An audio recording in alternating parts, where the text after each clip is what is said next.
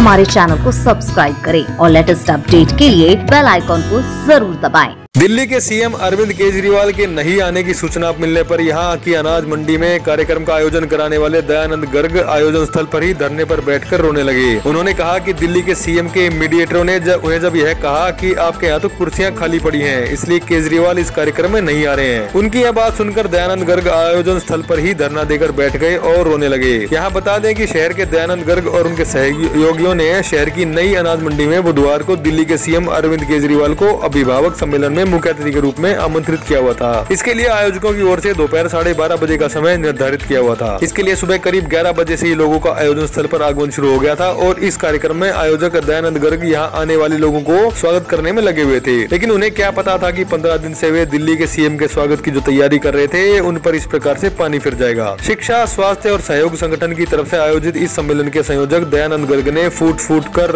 रट लगाई हुई कहा कि दिल्ली में सीएम की तरफ से उन्हें समय मिला था और उसके बाद उन्होंने कार्यक्रम को मजबूत करने के लिए अपनी पूरी मेहनत की। लेकिन इस कार्यक्रम में भीड़ कम होने के कारण सीएम ने हमारे कार्यक्रम का दौरा रद्द कर दिया, जबकि उनको समय दिया हुआ था। उन्होंने बताया कि इस आयोजन को सफल बनाने और सीएम के स्वागत में उन्होंने ब्याज तक के रुपए लिए हैं। लेकिन दिल्ली के सीएम के न पहुंचने से उनके सम्मान को तो ठेस पहुंची ही है, साथ में अभिभावकों को भी निराश होना पड़ा है। उन्होंने कहा कि भीड़ यदि कम है तो नहीं आना चाहिए, यह कोई इंसानियत नहीं है। हमने तो दिल्ली के सीएम का शिक्षा, स्वास्थ्य कार्यों अच्छा कार्य देखते हुए उनको आमंत्रित किया था, किसी राजनीतिक कार्यक्रम में नहीं। उन्होंने कहा कि वे जब तक अनशन से नहीं उठेंगे जब तक दिल्ली का सीएम यहाँ नहीं आएगा। उन्होंने कहा कि उनके साथ देखा हुआ है। डायरेक्ट अरविंद केजरीवाल से हुई थी या किसी मीडिएटर से? उनका भिवानी मैसेज आया था।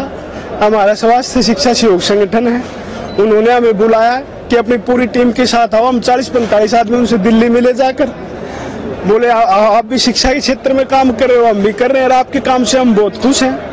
आप वहाँ अभिभावक सम्मेलन करवाओ, हम आएंगे। 2-3 दिन बाद हम उससे मिले, उन्होंने हमें टाइम दिया। हमने पूरे अपने भरसक प्रयास किए, पूरी हमने अपनी जान लगा दी प्रोग्राम करने में। जैसे तैसे करके हमने पैसे की व्यवस्था की, जैसे तैसे करके ब्याज से उठा के उधारे लेके कैसे भी 15 दिन से दिन रात हमने एक कर रखा था, सारे काम कर रखे थे हमने। और अब 1 मिनट में उन्होंने अचानक कह दिया कि हम नहीं आ रहे। हमने कारण पूछा क्या कारण है, वो कह रहे हैं आपकी कुर्सियां खाली हैं इसलिए वो नहीं आ रहे।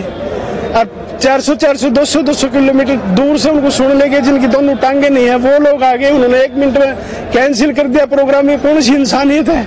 वहीं यहाँ दयानंद के सहयोगी रमेश ने बताया कि यदि सीएम को नहीं आना था तो वे पहले ही मना कर देते ताकि उन्हें निराश तो नहीं होना पड़ता। उन्होंने कहा कि इस कार्यक्रम में भीड़ जुटाने के लिए आप पार्टी के कार्यकर्ता तक गाड़ियों के पैसे हमसे लेके गए हैं। हमने इसे सफल बनाने के लिए पूरा प्रयास किया है, जिस पर लाखों रुपए खर्च किया गया। यदि नहीं आना था तो वे समय भी नहीं देते। सम्मेलन था जिसकी तैयारियां हमारी 15-20 दिनों से चला रहे थे अभिभावक संघ के द्वारा, और इसके मुख्य अतिथि के रूप में केजरीवाल जी को हमने इनवाइट किया था, क्योंकि वो अपने हर भाषण और मतलब वो दिखाते हैं कि भी दिल्ली में शिक्षा और स्वास्थ्य को हमने सुधार किया है। और हमारा भी मेन मकसद यही था भी शिक्षा और सुधार के प्रति अभिभावकों को जागरूक करना और शिक्षा के लिए हर घर में जाके हम ये संदेश दें कि भी शिक्षा और स्वास्थ्य अगर दोनों चीजें हम एक साथ उनके ऊपर सक्रिय होते हैं तो काफी चीजें जो है पलट हो सकती है समाज में। आए नहीं तो अब क्या हो रहा है? आए नहीं ये तो अब वो बताएं कि क्या नहीं आए। हमारा ये अभिभावक सम्मेलन था, कोई राजनीतिक पार्टी का नहीं था और ना हम किसी राजनीतिक पार्टी से जुड़े हुए थे। लेकिन उन्होंने अपने आप को राजनीतिक करार देने के लिए अपने बंदों को उन्होंने भेजना शुरू किया। मैं डायरेक्ट उनका नाम नहीं ले सकता कि भी उन्होंने बोला होगा।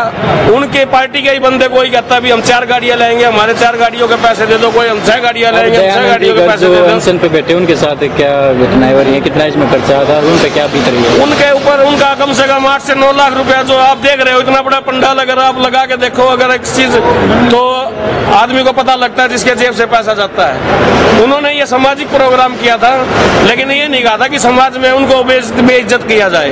अगर उनकी ऐसी फितरत थी तो वो हमें टाइम ना देते और फीडबैक हर 1 घंटे बाद, आधे घंटे बाद उन्होंने बात पर फीडबैक लिया है। उनके बंदे आए हुए थे, 6 दिन से वो यहाँ घूम रहे थे, लेकिन उन्होंने एंड टाइम पे जो उनके साथ दगा किया वो बहुत गलत किया है। और ये हरियाणा की जनता के साथ साथ भिवानी की जनता भी उनको इस बात का आश्वासन देगी। और मैं तो कहता हूँ ये उन्होंने बनिया समाज के साथ भी धोखा किया।